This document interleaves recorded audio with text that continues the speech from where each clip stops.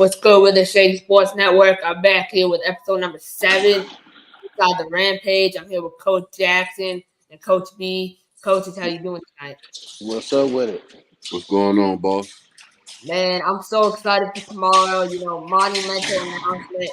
I would say the biggest announcement in this entire sport within the last 20 years. How excited are you guys for tomorrow?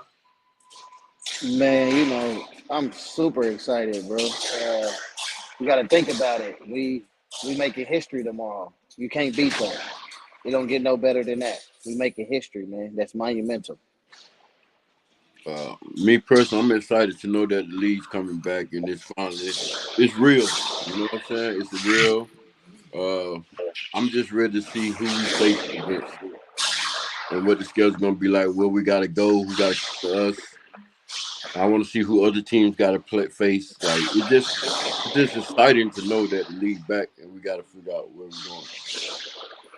100%. And I'm really excited to see a lot of top tier talent come over to the AFL as of late. You see other teams loading up as well. When you look at the landscape of competition, Coach B, how are you feeling about the other teams?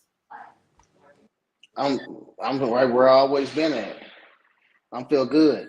I think we got some good odds to make it to the Arena Bowl right now, out of the Western Conference, and I feel like we should be able to put together a nice team, and with the coach we got and my squad that we putting together, we should win the Central Division and come out on top. Whoever we face in the Arena Bowl, though, y'all better be ready because we hungry. Kind of looking at that more, I see a lot of the dogs are bringing the training camp.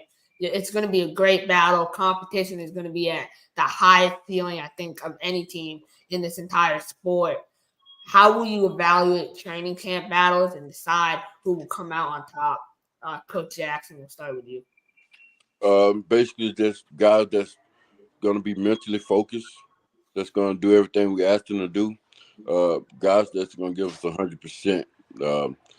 Arena and defensively, Arena as a defensive back, you're gonna give up touchdowns. You're gonna make mistakes, but you gotta have a short-term memory. So we want to see guys that give us 100%, make mistakes, and forget that mistake, and be able to move on to the next play, and also be able to make plays. So, and not be afraid to make tackles, not be afraid to go all out. So we just hungry guys in here that's coachable, disciplined, and just gonna go all out for us.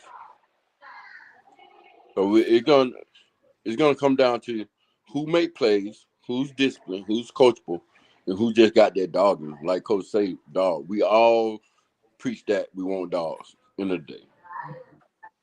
And Coach Jackson, I love what you said. So a city that you have a lot of connection with, Atlanta, Georgia, just announced the Georgia Force are coming back. I mean, when I think of Atlanta, I think of Little Baby, I think of Snoop Dogg, I think of all the legends to either have lived in Atlanta or come through there. How excited are you to be able to go back to Atlanta and turn up with that city when you play the Georgia? Hey, that's one of the things I was thinking about when they announced it, and I was like, man, I hope Atlanta don't come to Iowa. I want to come to Georgia, just so my first year at this coaching, my family could see me play. My son would be one. You know what I mean? And to be playing in Atlanta in arena, I played against the Force. I played for the Atlanta Havoc, and now to be coming back to coach, that'll be something that I'll always remember and I'll never forget.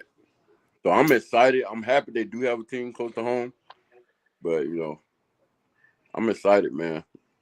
Just hope my family get to see me coach, not play this time. That's going to be such a great opportunity to play in that big city. Coach B, you currently live in Kansas City, which is a pretty big city in itself. It's really spaced out. When you look at the differences culturally from Kansas City to Iowa, what are some things that stand out to you? I'm not gonna lie to you, man. It don't nothing really much stand out. It's damn darn near the same, honestly. I'm always up in Omaha. My mother's side of the family is predominantly based in Omaha, so I'm used to being up there every summer. And And Omaha is a mini version of Kansas City. I always say they just a step behind. So Iowa right there, and by me going to Northern Iowa University, I've been in the Iowa landscape for a while. So only thing we really got to worry about up there is the snow. Once the snow clear, it's a straight party, baby. They gonna party just like it's Kansas City. And one thing I can say about Iowa, Nebraska area up there, one thing they do love is they sports. So it's gonna be like a welcome to home party for us. So we'll fit right into what they got going on, and we just gonna add a little bit more flavor to their mix. It's gonna be so fun to see for sure. Coach B, with the season actually approaching, I feel like a lot of things with players in terms of what they need and what they have for the season. Um, when you look at providing your players with meals, resources, how has that process been going for you? That's been going great. Getting the meal vouchers put in place for our players. One thing I've been preaching to my staff: we can't never have too many more sponsors. LJ will tell you, I'm always on their heels. We need sponsors. I don't care where they from. We're going to get them. So just putting together the essential stuff we need to be able to have our players comfortable is our first priority. That came down to housing, food vouchers, and all the essential stuff they need to be a professional athlete is what I wanted to get taken care of first. That's great to hear. You know, you kind of mentioned it on the coaching show last week, your experience with the Renegades. When you were a player, I man, I couldn't believe it when you said that, you know, you had players living in your house. How did that experience kind of shape you as a coach and teach you, man, I need to be like this when I'm a coach? As a player, it made me look at, all right, yeah, I'm doing this, but I got to look at it as a business too, because when you got an owner who we trust and believe in, and we leave our homes and our lives to come in and be a part of his organization, we expect as a owner of a professional football organization that you have all these stuff in place that we need to be a professional athlete. So it's really like when that happened, that kind of threw me off. Like I'm housing players. I'm going in and we buying food for players. We're doing all this, driving them around the city, making sure they straight, going to check on them at the hotels. This is something that a owner and a general manager should be doing. So when I transitioned from player to general manager in my one role, that that really that really threw us off. Like, you know what I'm saying? So that was one thing I wanted to make clear and make sure that all of our ownership group, all the front office knew what we really needed as players. That because those are the players you want them to hire them to do a job. They need to be comfortable doing the job. They need to be in a good work environment so they can produce. If they in a bad working environment, you're not gonna produce. You're gonna be worrying about everything else, but what you need to be worrying about up here to play the game that you was meant to play. So as a coach, that was my first thing is make sure my ownership group was strong, make sure they understood what it took and what it needed to be a professional football team and not just arena team that's going to be here one and done. I wanted to make sure they was here for the long call and they was going to run it like a professional organization. So me transitioning from a player to a coach, that was big as far as making sure the players are taken care of, because I've been a player who wasn't taken care of, and then affect how you play when you're not taken care of. Man, you couldn't have said it any better. Standing on business is really important. And so now on the screen, we have Delaware State royalty, James Romaine joining us. Coach, how you doing tonight? I'm doing great on my way home from work at the moment. Just listening to you guys, just trying to get the team right and put things together so we could win this championship this year. Man, one of the questions I've been waiting to ask you is you actually played back in your day for the Fairbanks Grizzlies in Alaska. You know, being Yes. all the way in Alaska, coming to Iowa, it makes Iowa not look like an obscure location at all compared to Alaska. How was that experience for you and how did it shape you as a player? Um, Literally, it was like my first time really that far away from home. Delaware was probably like the furthest place that I've ever been as far as staying there for a long period of time. So when I went there and I knew like we was, I believe, 4 hours behind everybody, and you got 24 hours of sunlight, 24 hours of darkness. When I first got there, it was dark 24 hours. It was an experience for me that it made me understand like how much I love football and how much I love the game as well. From the coaching to grinding and being able to get into myself. I wasn't close to family. Had probably like one friend on the team. Um, and I want to bless. I was blessed just to have a friend on the team, Tyron Hurst, that gave me the opportunity and told the coach about me. But that experience was surreal. It just helped me as a person to understand like when you really want something, you got to go get it. You know, no matter where it's at, you could be in. You might have to go to Argentina or whatever, but just that experience alone helped me to you know, uh, helped me to craft my craft as a player, to come to the AFL and make my plays. And that was my rookie year. Um, and just to be in an organization that was a good organization with good ownerships, good coaches, it helped me to understand the coaching aspect of the football game instead of just being a player. You know, from the sponsorships, from the food, from them taking care of us with the housing. Um, we wasn't making a lot of money, but at the same time, it showed me how much I love the game of football. You know. Total facts right there. Being able to hear from someone like you. When I look at this team, you have guys coming in from all over the country. A lot of them have families. How do you plan to foster an environment where chemistry is at its all-time high? I mean, it's all about connecting with your players. Understanding what type of player you have. Some guys take coaching well, some guys don't. Some guys is used to being catered to. Some guys is, they used to just grinding and getting it from the mud.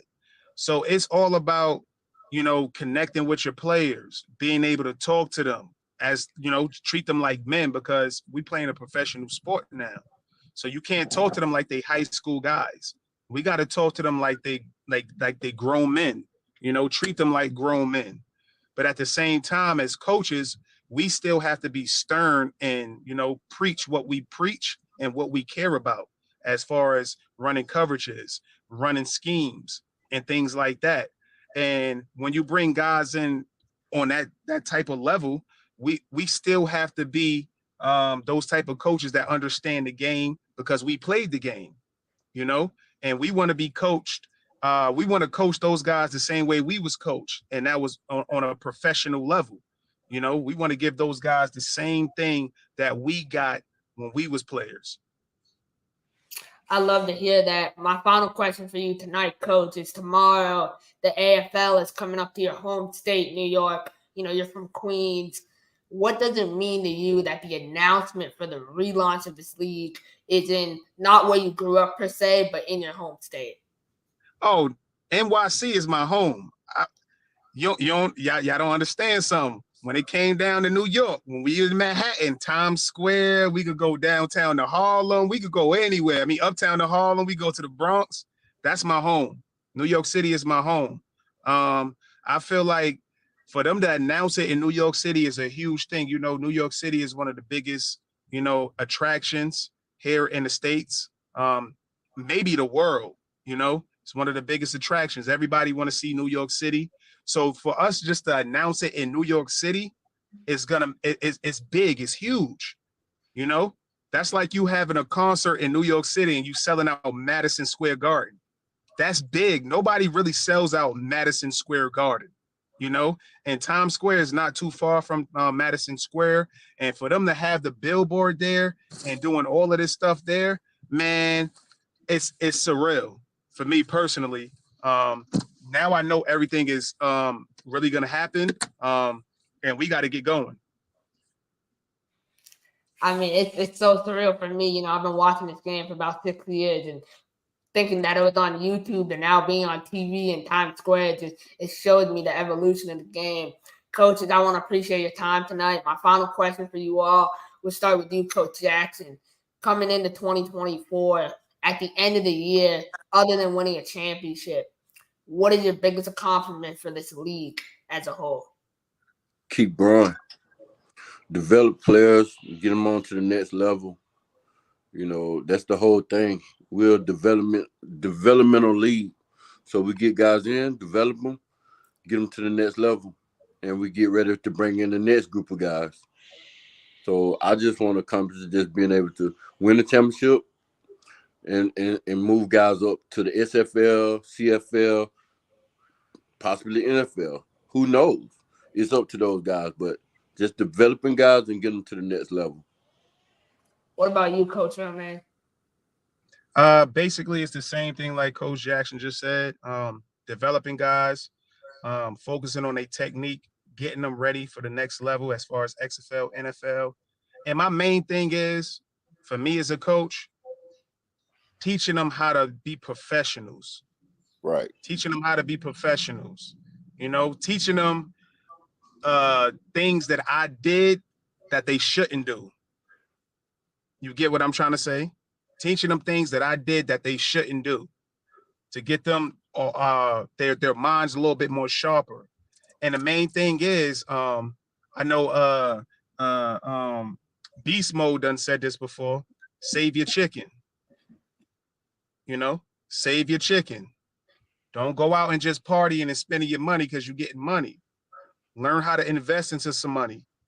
Learn how to have that on the back end. So it's just all about developing men to become better men.